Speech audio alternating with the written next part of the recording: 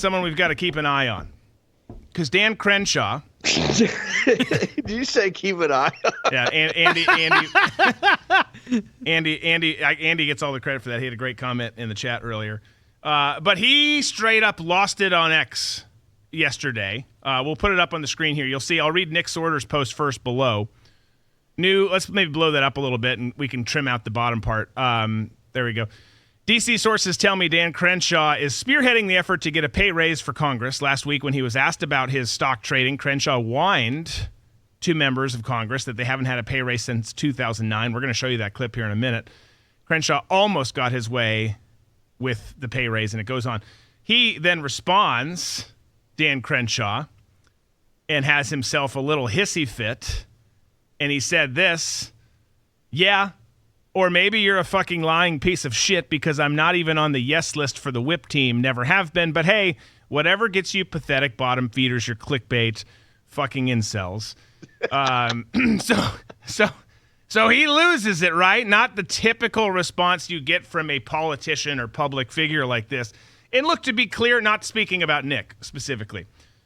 Most people on X and social media who do this and just really do play the clickbait game are trash. Like, they're dumb.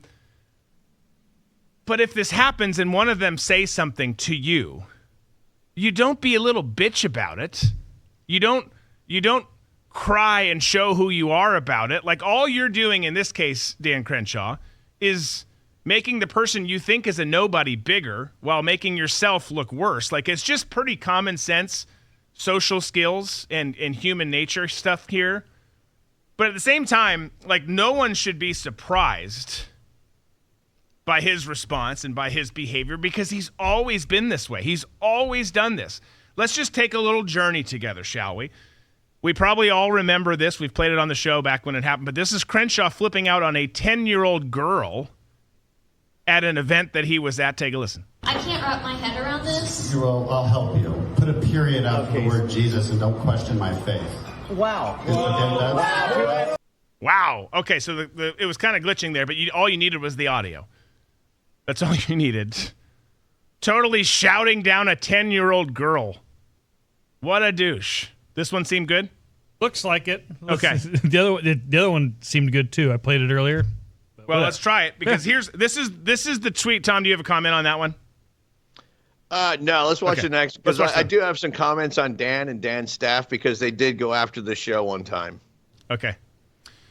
Okay, so this was, you saw at the bottom of Nick Sorter's post earlier that Dan then responded to with his tirade. This is the interview in question where he's flipping out over a bill to ban congressmen and women from trading stocks. Take a listen. Vote for a ban on Congress members trading stocks?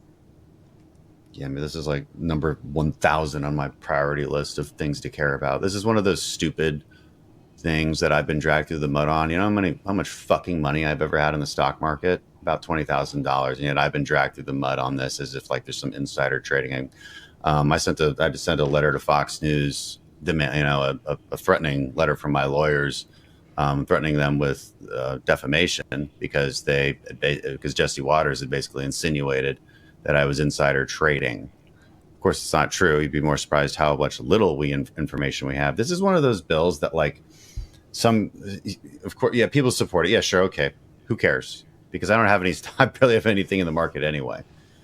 Are there a couple cases like wherein Nancy Pelosi has some very suspicious timing of her trades? Yeah, that has happened.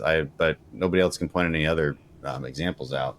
So sure, yeah, why not? Don't let us trade stocks. How about we'll just keep whipping ourselves. How about we don't make any money either? How about like just cut our paychecks? We haven't gotten a pay raise since 2008, even a COLA increase. So yeah, this is a great idea. Let's make Congress a place where only the millionaires can actually afford to do the job. This is a wonderful idea.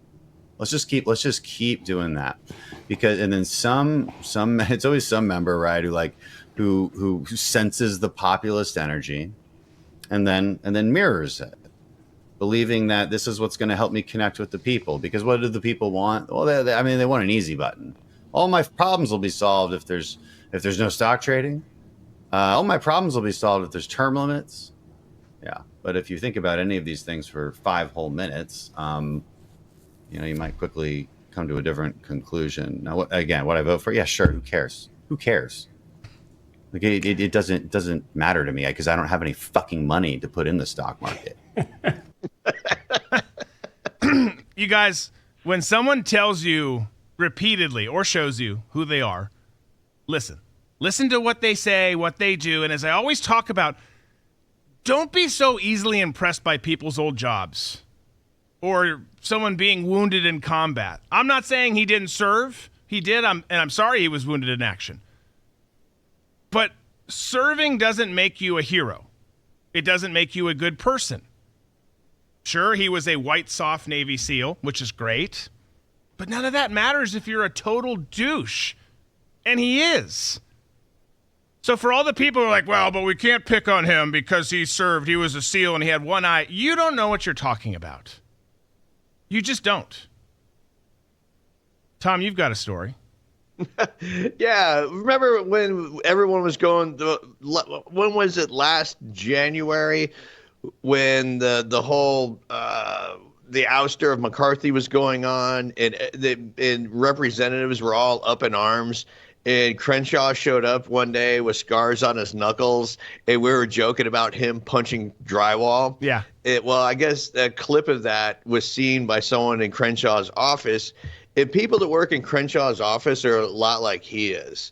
So she puts us on blast talking about Kyle punching drywall. You guys think you're funny or something? And I was like, well, yeah, it was pretty fucking funny because it was your boss doing it and your boss acting like that. So yeah, it is funny. So that pudgy little bitch that works in his office that put out that tweet, who has no sense of humor, all of a sudden thinks that she has the bravado that her boss carries himself with when she's a nothing. She's a zero. But she's a coattail rider, and she thinks that somehow, since she works for a boss who's a former SEAL, that somehow that gives her the experience in the swag in life to be able to fire back at people about shit.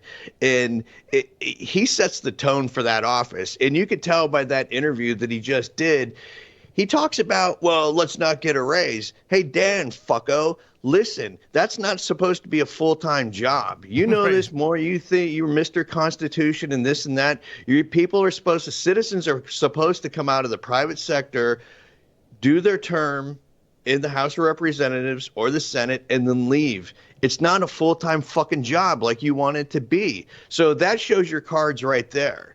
You want this to be a full-time job because you're complaining about the pay. Oh, millionaires will just have this job. How about just ordinary people come, do their time, and leave, and not make this a profession like you, AOC, and all these other fucknuts that are in there? Yeah. You know, it just that attitude that he has really pisses me off.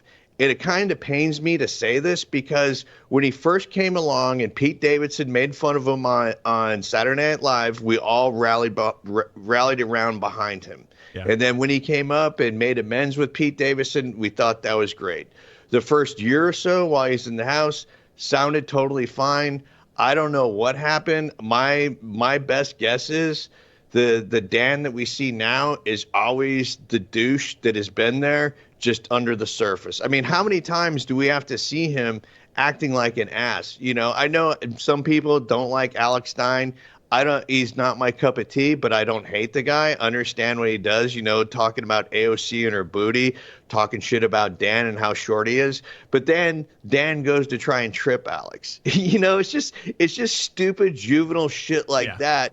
That it's not even juvenile. It's more that meathead knuckle dragger shit when you're in fucking the military. It's like, oh yeah, bro, you want to go at me? Like after you've been drinking for a little bit. And you know the people that I'm talking about who they're not like the calm, cool ones. They're just like, oh yeah, you know, especially after they're drinking. It's like, oh yeah, you want a headbutt?